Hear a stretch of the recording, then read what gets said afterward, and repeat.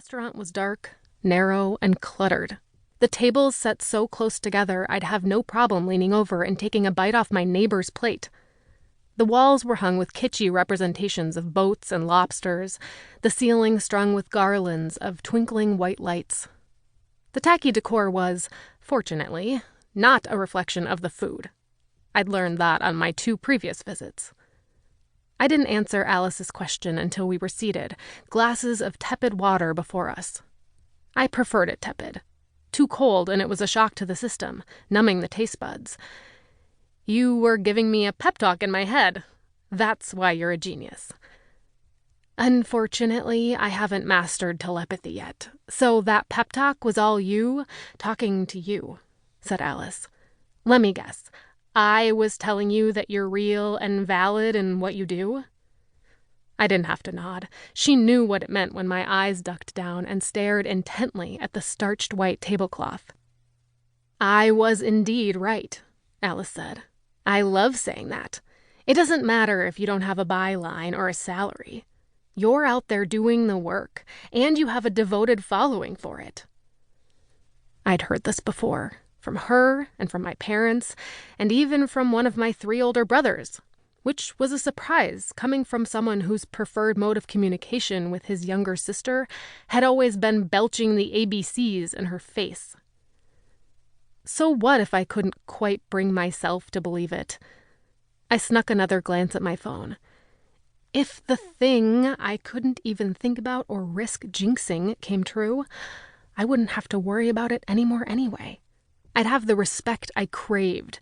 Even someone like my boss, Mr. Decker, would listen to me then. This wasn't the time to argue with Alice, though.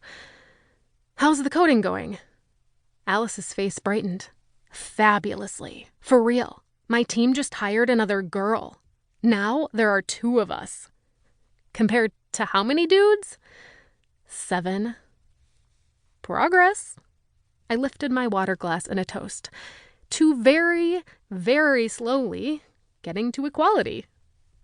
By the time we clinked, drank, and set our glasses back down, the waiter had arrived with our menus. I didn't even have to page through mine. I'm ready to order, please? As I listed off everything I wanted to feature in my post, I did my best not to cringe at the prices. If I reviewed restaurants for a real outlet, whether it was a prestigious paper like the New York Times or the New York Scroll, or a blog like Eater, I'd have an expense account to cover these checks. But alas, all I had was a small advertising revenue. I mostly broke even, or sometimes just went broke. Hence the overdraft fee. So, hey, Alice said as the waiter walked away, scribbling on his pad. How's Greg? I tried not to grimace. I'd gone on 3 dates with Greg, a 30-something marketing guy and surprise taxidermy enthusiast. Despite the weirdness of being watched as I slept by 8 pairs of beady black fake squirrel eyes, I'd still texted him the next day, and had not heard back in the 2 days since. Pretty sure he's ghosting me. Alice swiped the back of her hand dramatically over her brow as if wicking away a nervous sweat. Oh, thank God.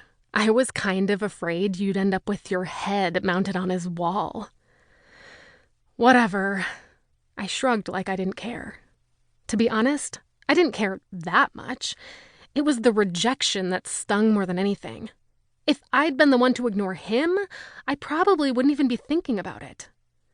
There are plenty of fish in the sea. I've never understood that metaphor, said Alice. Are we fish, too, in this scenario?